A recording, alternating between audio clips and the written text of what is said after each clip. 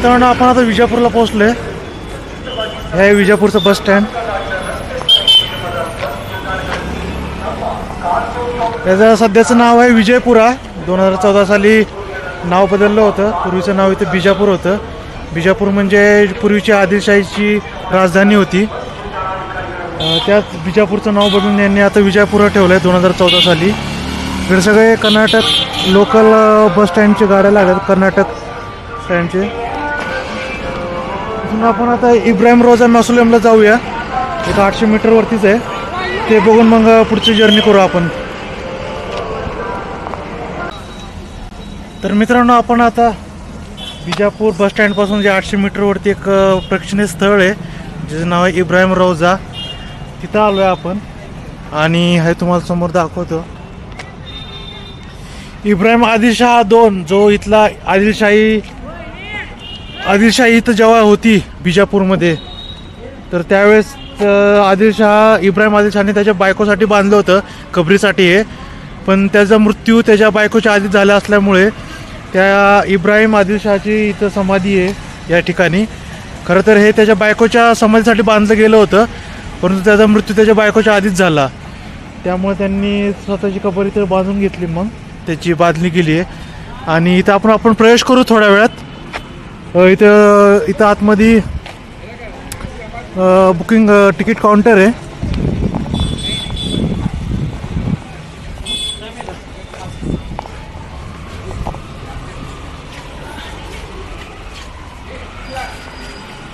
इथं भारतीयांना 25 रुपये तिकीट आहे आणि फॉरेनरला जवळपास 300 रुपये तिकीट आहे. तर आपण तिकीट काढू आणि आतमध्ये जाऊन बघू काय एक्सप्लोर करता येईल. कैमरा दिखाना सर उसको. अच्छा, इसका अलग चार्ज आहे का? तर हे इब्राहिम रोजाच्या आतमध्ये आलोय आपण. सिक्युरिटी गार्डने सांगितलं कॅमेऱ्यासाठी एक्स्ट्रा पैसे लागतील. मी काय एक्स्ट्रा तिकीट काय काढलं नाही. आणि इकडचं असं आजूबाजूला सगळे गार्डन आहेत. इब्राहिम रोजा मौसोलियमची इथं हे इब्राहिम आदिलशाह जो होता दुसरा, त्याची इथं कबर आहे आणि फारच अवाढव्य असं मस्त मॉन्युमेंट आहे इथे. तर आतमध्ये जाऊन आपण एक्सप्लोर करू काय काय बघण्यासारखं. तर मेन प्रवेशद्वाराजवळ आलो आहे आपण. तिकडे राईट साईडला चपल्या ठेवायच्या होत्या. इथे काय फॉरेनर्स आहेत बाहेरच्या देशातले, त्यांच्यासोबत लोकल इथे फोटो काढतात. जबरदस्ती त्यांना फोटोला घेतले त्यांनी फोटो काढायसाठी. आणि हे त्याचं मेन एंट्रन्स आहे. एंट्रन्समध्ये ते पालखी पण ठेवली त्या काळातली, आदिलशाह काळातली.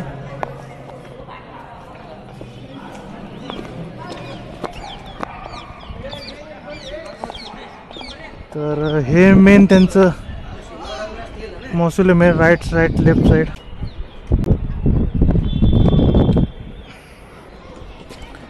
तर तुम्हाला मगाशी जसं सांगितलं, आदिलशाही डायनेस्टीचा जो राजा होता इब्राहिम आदिलशाह, तर त्यांनी त्याच्या बायकोसाठी बांधलं होतं. पण त्याची आधीच मृत्यू झाली असल्यामुळं त्याचीच कबर इथं बांधली गेलेली आहे. आणि हे 1916 साली कंप्लीट झालं आहे. हे सगळं स्ट्रक्चर जे आहे हे 1916ला बांधून झालं आहे. आणि याच्यासाठी जवळपास 1.5 लाख हंस एवढा खर्च आलेला आहे. आणि तुम्हाला आतमध्ये दाखवतो जेवढं शक्य आहे तेवढं. फारच सुंदर अशी नक्षीकाम आहेत. तर त्या काळची जी आदिलशाही होती ना, त्या आदिलशाहीची ऑफिशियल जी भाषा होती ती पर्शियन होती. तर इथलं जे आदिलशाह राज्य, त्या आदिलशहांचं आपल्या भारतामध्ये महाराष्ट्राच्या पुणे कल्याणपर्यंत राज्य होतं त्या आदिलशहांचं. महाराष्ट्रातले आजचे जे सातारा, सांगली, कोल्हापूर हे जे जिल्हे आहेत ते पूर्वी आदिलशहाच्या साम्राज्याखाली येत होते. तर आजही त्यांचा काही प्रभाव तुम्हाला मी ज्या ठिकाणी मी काम करतो वाईमध्ये, तर त्या वाईमध्ये अफजल खान जो आपला आला होता स्वारी करून स्वराज्यावरती, तर त्याचा एक सुभा होता वाईचा, त्या अफजल खानाचा, तो सुद्धा वाईमध्ये आला होता. तो जो अफजल खान होता ना, तो आदिलशहाच्या दरबारातला एक सेनापती होता. तर आपण आता आलो आहे आतमध्ये पाहूया काय बघण्यासारखं आहे का.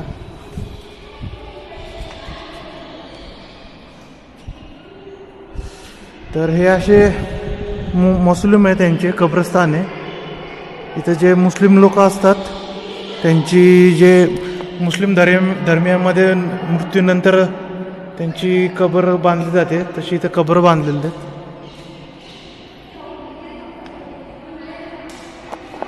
तर हेच मेन कबर आहे इथे.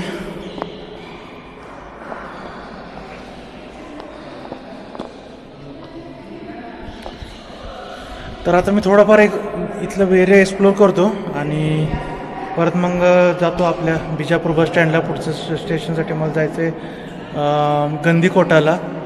तर त्याचं नियरेस्ट जे बस स्टँड मेन शहर आहे ते गुटी, तर त्यासाठी मला जायचं आहे. तर आता एवढं एक्सप्लोर करून पुढं भेटूया आपण.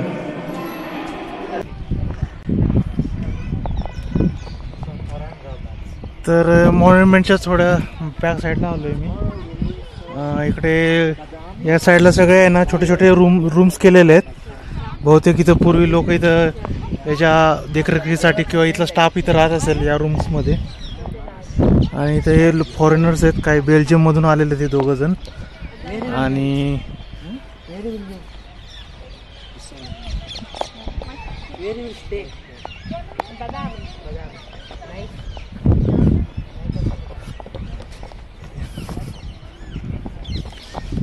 इकडे विहीर आहे.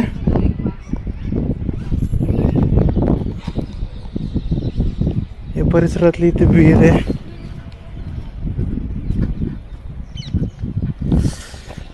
तर इथला जो इब्राहिम आदिलशाह आहे ना, त्याच्या बायकोसाठी याला इथं ताज सुलताना म्हणून नावाचं एक वास्तू बांधायची होती, पण त्याचा मृत्यू आधीच झाला असल्यामुळे त्याने त्याची स्वतःचीच कबर इथं त्याला बांधावं लागली.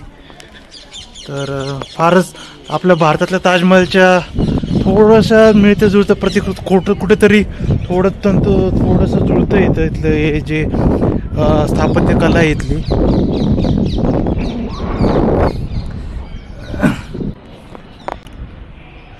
तर त्याच्या समोरच्या साईडला जी एक स्ट्रक्चर होतं तिथं आलो आहे मी, जिथं मग आपण गेलो होतो. तिथं तुम्हाला जे 4 कबरी दाखवल्या होत्या त्यातली एक कबर म्हणजे इब्राहिम आदिलशहाची होती.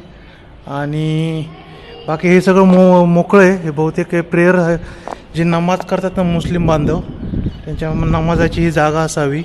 आणि इथं सगळं तिथं काही कपल्स पण बसलेले आहेत.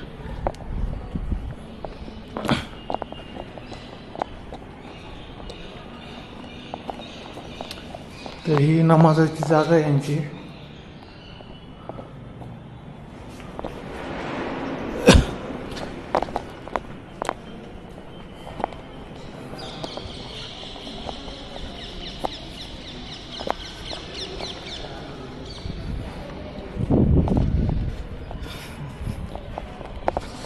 फारच सुंदर आणि आवाढव्य असं आहे स्ट्रक्चर. तर तुम्हाला कसं वाटलं ते तुम्हाला कॉमेंटमध्ये नक्की सांगा मला. तर या व्हिडिओचं मी इथेच एंड करतो. मी आता बाहेर जाऊन बिजापूर बस स्टँडला जाऊन पुढच्या जर्नी स्टार्ट करतो. मला पुढं गंदीकोटासाठी एकतर गुटीला जायचं आहे, नाहीतर मग होयसरू म्हणजे जे की हम्पीचं एक नियरेस्ट टाऊन आहे तिथं जायचं आहे. बघूया मला काय मिळते. थोडं 5 मिनटं बसतो आणि पुढे गेलो तुम्हाला सांगतो.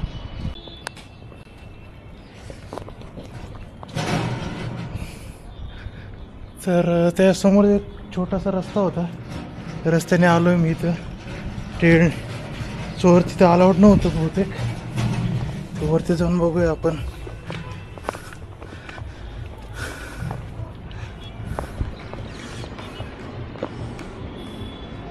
तर इकडचा व्ह्यू काय दुसराच दिसतोय, मस्त व्ह्यू आहे इथून. मी तुम्हाला जाताना दाखवतो. छोट्या छोट्या पायऱ्या होत्या, तो कुलूप होतं, पण ॲक्च्युली कुलूप उघडं होतं, त्यामुळे मी एंटर करून वरती आलो, कोण सिक्युरिटी नव्हती म्हणून. तर इथून असा हा व्ह्यू आहे. आणि इकडं जे मेन शहर आहे बिजापूरचं ते इकडं आहे. तर मी थांबतो इथंच. पुढच्या एका परत नवीन व्हिडिओमध्ये भेटू आपण. तर इथे वरती मी याच पायऱ्यात आलो होतो छोट्या छोट्या. तुम्हाला परत एकदा दाखवतो. अंधारात तुम्हाला एखाद्या वेळेस दिसणार नाही. इकडं या साईडने आलतो मी.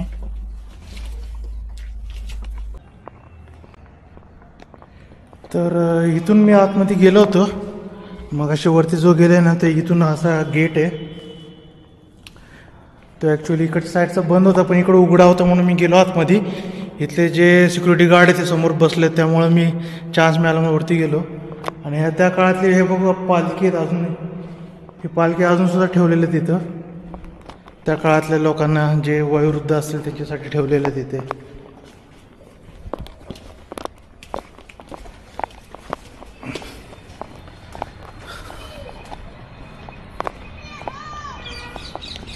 तर जाऊया आपण आता थोडी भूक लागली होती मी आता इथे जेवायला आलोय.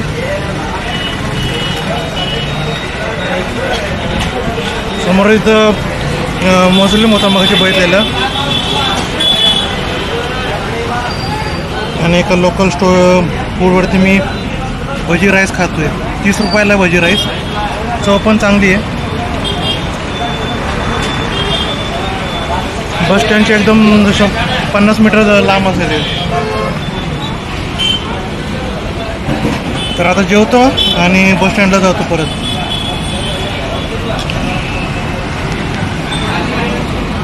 तर मित्रांनो तो आपला ताज सुलताना बघून आता मी बस स्टँडला गेलोच आपल्या जुन्या. तर तिथं ॲक्च्युली रायचूरसाठी आपल्याला बस मिळत नाही. त्यामुळे तिथल्या बस स्टँड कंडक्टरने मला सांगितलं की तुम्ही नवीन बस स्टँडला जावा. हा असा बस स्टँड इकडे. तर इथून मला रायचूरसाठी बस पकडायची. जे मगाचं बस स्टँड होतं त्या बस स्टँडला फक्त पंढरपूर, सोलापूर, सांगली म्हणजे महाराष्ट्राकडे जाणाऱ्या बस स्टँडसाठी ते गाड्यासाठी ते बस स्टँड होतं. त्यामुळं आता तिथून पण एक 3-4 किलोमीटरवरती जे रिक्षा 3-4 किलोमीटर एक बस स्टँड आहे इथल्या कर्नाटकच्या नॉर्थ साईडचं. तिथं आलो आहे मी. रिक्षाने काहीतरी 20 रुपये भाडं घेतलं. तर असं कायचं हे विजापूरचं बस स्टँड आहे. तर आता मी बघतो रायचूरसाठी कुठं बस मिळते आणि बसमध्ये भेटल्यावर तुम्हाला परत कनेक्ट करतो. तर प्लॅटफॉर्म नंबर 8ला रायचूरची बस लागली. कन्नडमध्ये मला काय समजत नव्हतं म्हणून कंडक्टरला विचारून आता बसतोय रायचूर बससाठी. बस लागलेली ऑलरेडी.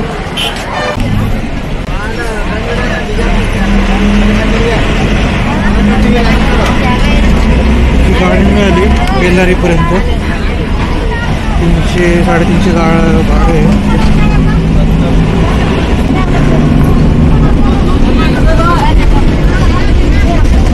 पहिल्यांदाच प्रवास करतोय कर्नाटक